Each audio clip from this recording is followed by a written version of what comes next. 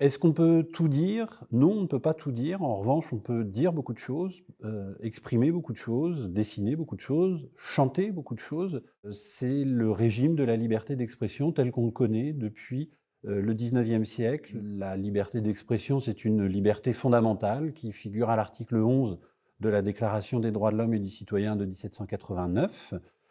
Et dont le régime légal est aujourd'hui fixé, déterminé depuis une loi très importante qui est la loi du 29 juillet 1881 sur la liberté de la presse. L'histoire de la liberté d'expression, c'est l'histoire d'une conciliation entre des intérêts qui sont contraires.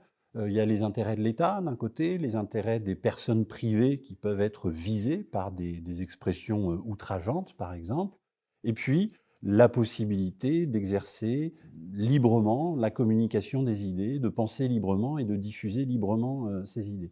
Et l'histoire de la liberté d'expression, c'est celle d'une conciliation entre ces valeurs contraires pour permettre à tout à chacun de s'exprimer tout en protégeant des intérêts fondamentaux. Cette liberté d'expression, le régime actuel que l'on connaît en France, il résulte de la loi du 29 juillet 1881 sur la liberté de la presse, qui est un régime de liberté et de répression. Alors la chose peut paraître un petit peu antinomique. Le régime de liberté, il est consacré dès le début, au premier article de la loi du 29 juillet 1881. La presse et l'imprimerie sont libres.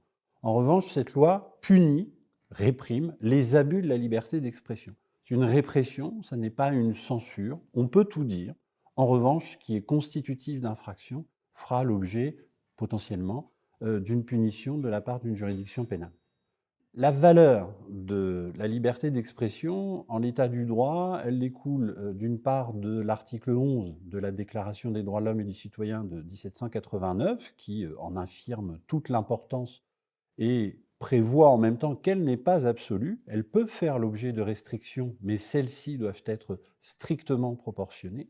Et cette valeur constitutionnelle qui résulte de l'article 11 de la Déclaration de 1789, elle est affirmée et affinée par le Conseil constitutionnel qui effectue un triple test de constitutionnalité lorsqu'il est saisi de certaines lois qui peuvent porter atteinte à la liberté d'expression. Il va s'assurer qu'une loi qui limite la liberté d'expression, eh bien, que cette limitation est nécessaire, adaptée et proportionnée à l'objectif qui est recherché par le législateur. C'est ainsi que, s'agissant de l'accès à Internet, il a pu proclamer l'importance de l'accès à Internet dans le cadre de la liberté d'expression, au vu de l'importance prise actuellement, depuis plusieurs années, dans l'accès à ces services pour non seulement exprimer des idées, mais aussi accéder à l'information. C'est ainsi également que dans une décision sur une loi créant un régime de lutte contre les fake news, il a affirmé qu'il fallait prendre garde à ne pas interdire toute fausse nouvelle, en quelque sorte, parce que la liberté d'expression permet aussi de combattre les fausses idées qui sont répandues.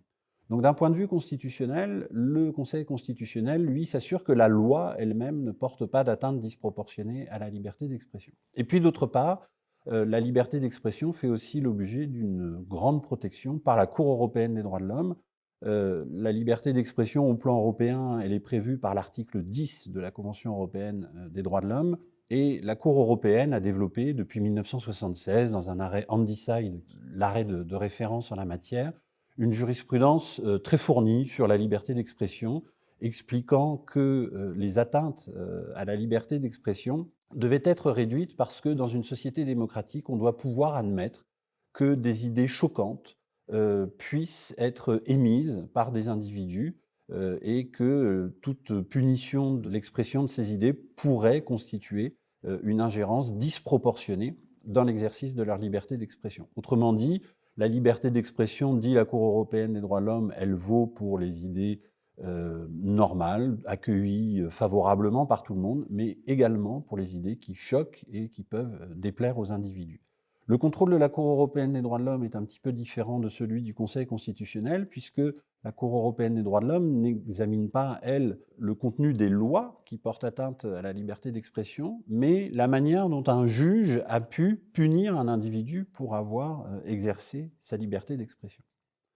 Aujourd'hui, Ce contrôle exercé par la Cour européenne des droits de l'homme fait que la liberté d'expression connaît une forme de renouveau dans sa forme juridique. En effet, on a vu la liberté d'expression utilisée, mobilisée dans des contextes pour le moins inhabituels, dans le contexte d'infractions pour lesquelles on n'avait pas d'abord songé à la possibilité d'utiliser la liberté d'expression.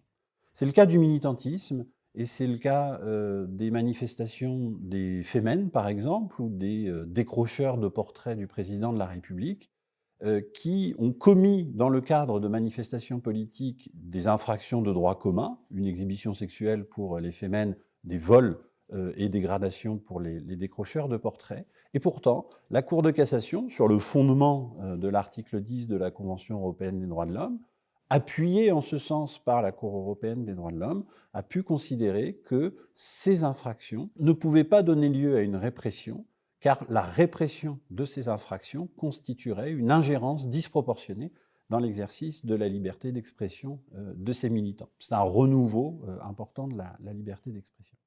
Quand on parle d'abus de la liberté d'expression, de quoi parle-t-on ? On parle d'abord des infractions qui sont prévues dans la loi du 29 juillet 1881 sur la liberté de la presse. Cette loi porte assez mal son nom, car en réalité, elle ne concerne pas uniquement les infractions de presse, celles qui seraient commises par des journalistes, elle concerne des abus de la liberté d'expression qui peuvent être commis par tous les citoyens. Tous les abus de la liberté d'expression ne sont pas contenus dans cette loi du 29 juillet 1881. Il en est qui sont punis dans des textes autres que la loi du 29 juillet 1881. Par exemple, l'apologie et la provocation au terrorisme sont punis dans le Code pénal depuis 2014 et non plus dans la loi du 29 juillet 1881. Par exemple, l'outrage à une personne chargée d'une mission de service public, c'est une infraction qui est prévue par le Code pénal et qui n'est pas prévue par la loi de 1881. Par exemple, les infractions en matière de publicité pour le tabac, pour l'alcool, ce sont des infractions qui sont prévues dans le Code de la santé publique et pas dans la loi du 29 juillet 1881. Qu'est-ce qu'on trouve dans la loi du 29 juillet 1881 ? On trouve 3 à 4 grandes catégories d'infractions dites de presse, les injures publiques. Toutes les infractions de presse ont un point commun, elles correspondent toutes à des propos publics. Il y a un élément de publicité qui est commun à toutes ces infractions. Les injures publiques, une injure, c'est une expression de mépris, une invective, une expression outrageante envers une personne. On distingue les injures simples, qui sont faites envers n'importe quelle personne, quelle que soit leur qualité, et puis les injures aggravées, qui peuvent être aggravées par la qualité de militaire, de fonctionnaire, de magistrat, de président de la République à laquelle l'injure est adressée, et puis des injures que l'on qualifie de discriminatoires. Ce sont les injures qui sont faites envers une personne ou un groupe de personnes en raison soit de leur appartenance à une nation, à une race, à une ethnie, vraie ou supposée, ou les injures qui sont faites envers une personne ou un groupe de personnes en raison de leur sexe, de leur orientation sexuelle, de leur handicap ou de leur identité de genre. Ce sont des infractions, des injures aggravées qui vont faire encourir une peine un peu plus importante que pour les injures simples. Ça, c'est la première grande catégorie d'infractions. Deuxième grande catégorie d'infractions de presse, ce sont les diffamations. La diffamation, c'est le fait d'imputer à une personne un fait précis qui porte atteinte à son honneur ou à sa considération. Le fait de dire d'une personne qu'elle est un escroc parce qu'elle a détourné 20 000 euros. La diffamation, il y a également les diffamations simples qui peuvent être commises envers n'importe quelle personne et qui, comme les injures, vont faire encourir une peine de 12 000 euros d'amende. Et puis les diffamations aggravées qui vont s'adresser à certaines personnes en raison de leurs fonctions. Ce sont les mêmes qu'auparavant, les fonctionnaires, les militaires, les magistrats, et les diffamations discriminatoires qui vont être commises envers une personne ou un groupe de personnes en raison des mêmes critères que ceux que l'on a évoqués précédemment. Troisième grande catégorie d'infractions de presse, ce sont les provocations. Parmi les provocations, on distingue les provocations directes à commettre des infractions et puis les provocations indirectes à commettre les infractions. Les premières, ce sont peut-être les moins nombreuses quotidiennement. La provocation directe à la commission d'une infraction, c'est le fait d'inciter des individus à aller commettre des meurtres, des viols, des vols, des crimes de guerre. C'est une incitation immédiate faite à la foule d'aller commettre des infractions considérées comme particulièrement graves. Et puis à côté de ces provocations directes, on trouve celles qui sont beaucoup plus nombreuses, les provocations que l'on dit indirectes, qui regroupent ce que l'on appelle les provocations à la haine, à la violence et à la discrimination, en raison d'un critère discriminatoire, l'appartenance à une nation, à une race, à une religion déterminée, ou le sexe, l'orientation sexuelle, l'identité de genre ou le handicap. Ces provocations à la haine, la discrimination et la violence n'incitent pas directement le public à commettre des infractions sur les personnes visées, mais correspondent à des propos qui vont créer un climat délétère et hostile envers un groupe de personnes en raison des critères que l'on vient d'énumérer. Et ça, ces comportements-là sont très nombreux lorsque vous avez un homme politique qui va, par exemple, dire que tous les délinquants sont des musulmans ou que tous les musulmans sont des délinquants, sont des propos qui sont susceptibles d'être constitutifs d'une provocation à la haine en raison de la religion des personnes qui sont visées. Parmi ces provocations indirectes, il y a également les apologies et le négationnisme, les apologies de crimes ou de crimes contre l'humanité en particulier, et le négationnisme qui consiste, c'est la fameuse loi Guesso, à nier l'existence des crimes contre l'humanité qui ont été reconnus par une juridiction pénale internationale. Ça a été le cas évidemment des crimes commis pendant la Seconde Guerre mondiale, mais on a depuis élargi le champ d'application de cette infraction de négationnisme consistant à nier ou à minimiser de manière outrancière l'existence de ces crimes contre l'humanité. À quoi ça sert d'avoir une infraction qui est prévue par la loi du 29 juillet 1881 ? Eh bien, ça sert à permettre de punir les propos qui sont constitutifs d'une infraction, mais ça sert aussi et surtout à protéger la personne qui s'est exprimée en la faisant bénéficier d'un régime procédural très protecteur de sa liberté d'expression. Le droit pénal de la presse a ceci de particulier qu'il est très technique et que les règles procédurales sont de véritables choses-trappes qui rendent délicate, difficile la répression quand on ne les maîtrise pas suffisamment. Quelques exemples, le plus connu, c'est celui du délai de prescription de l'action publique. La prescription de l'action publique, c'est la durée pendant laquelle l'autorité publique peut demander la punition d'un individu pour une infraction. En droit commun, un délit se prescrit par 6 ans. Si on commet un vol, le délai de prescription de l'action publique, c'est 6 ans. Les infractions de presse, qui sont prévues par la loi du 29 juillet 1881, ce sont des délits, elles se prescrivent par 3 mois. C'est beaucoup plus court, c'est le délai le plus court qui existe en Europe. Et puis pour les infractions de presse discriminatoires et les provocations, le délai de prescription est aussi raccourci puisqu'il est d'1 an. Donc on a une période beaucoup plus courte pour pouvoir réprimer ces propos. Deuxième illustration de ce que la loi du 29 juillet 1881 protège, l'exercice de la liberté d'expression, eh bien, c'est la manière dont le juge est lié dans la procédure. Il y a une règle importante qui s'appelle l'intangibilité des poursuites et qui, sans entrer dans les détails, signifie que le juge n'a en principe pas le droit de requalifier l'infraction s'il se rend compte que, au lieu d'une diffamation, les propos seraient sans doute davantage constitutifs d'une injure, par exemple, ou d'une provocation. La règle connaît quelques aménagements, mais c'est une exception par rapport au droit commun où le juge a l'obligation de requalifier les faits. Eh bien, en droit de la presse, le juge a en principe interdiction de requalifier les faits. Autre manifestation de la protection de la liberté d'expression dans la loi du 29 juillet 1881, c'est le principe de la responsabilité pénale en cascade, de manière peut-être un peu contre-intuitive. L'auteur d'une infraction de presse, ce n'est pas nécessairement celui qui tient les propos, c'est celui qui va rendre cette publicité possible. Et donc, dans les organes de presse, c'est le directeur de publication. Dans le cadre d'un site internet, c'est le directeur de publication. Dans le cadre d'une publication périodique ou d'un ouvrage publié, c'est l'éditeur, le directeur de publication, qui est considéré comme l'auteur de l'infraction de presse. L'auteur des propos, lui, ne sera pénalement responsable de l'infraction qu'à défaut d'identification ou d'existence de ce directeur de publication. Et si on n'arrive pas à identifier l'auteur des propos, eh bien on va passer à un troisième stade. On a la possibilité d'aller rechercher la responsabilité pénale de l'imprimeur et, le cas échéant, du distributeur. C'est un système de responsabilité en cascade qui, en réalité, protège l'auteur des propos, protège la liberté d'expression de l'auteur des propos.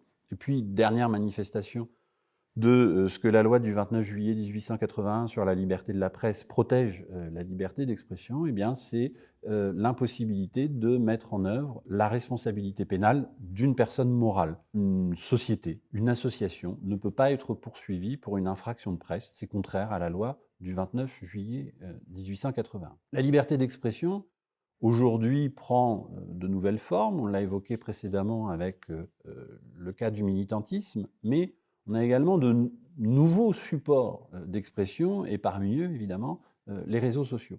Les réseaux sociaux et puis les chaînes de télévision et les radios, même si tout ça n'est plus très nouveau.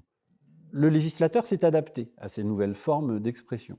Les dispositions de la loi de 1881 ont été adaptées en 1982 pour la radio et la télévision, en 2004 pour Internet, et aujourd'hui, on a une institution dont le rôle est important, qui est l'ARCOM, l'Autorité de régulation des communications, qui va s'assurer du respect par les plateformes de réseaux sociaux de leurs obligations en matière de contrôle des contenus qui y sont publiés.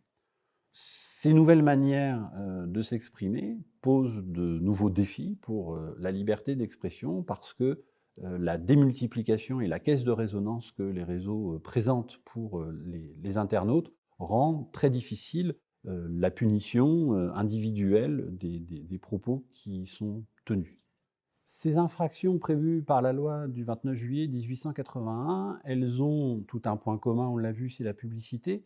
Elles ont également un autre point commun, c'est que ce sont des infractions qui sont très contextuelles. Un même propos tenu par un humoriste, par un chanteur, par un romancier, par un homme politique, par un citoyen à une occasion quelconque, pourra recevoir une qualification différente. Quelqu'un qui dit d'une personne qu'elle est un escroc, ça peut être une injure, ça peut être une diffamation, ça peut être une blague qui en elle-même ne sera pas répréhensible. Et ce contexte dans lequel les propos ont été tenus, ce contexte lié à l'auditoire, ce contexte lié au cadre politique, ce contexte lié à l'existence d'un débat d'intérêt général, fait que dans certaines circonstances, eh bien, des propos objectivement constitutifs d'insultes ne seront pas réprimés parce que les juges vont estimer que les personnes doivent pouvoir bénéficier de la plus grande marge de liberté d'expression possible. En conclusion, est-ce qu'il est vrai qu'on ne peut plus rien dire? Non, on peut dire encore énormément de choses, et ce sont seulement quelques abus de la liberté d'expression qui vont pouvoir faire l'objet d'une répression. Cette répression, elle interviendra a posteriori, une fois que les propos auront été tenus. Il n'y a pas de censure dans notre système juridique depuis 1881. Et cette répression, elle sera en outre toujours placée sous le contrôle d'un juge pour s'assurer qu'elle ne soit pas disproportionnée dans l'atteinte qu'elle porte à la liberté d'expression de l'individu condamné.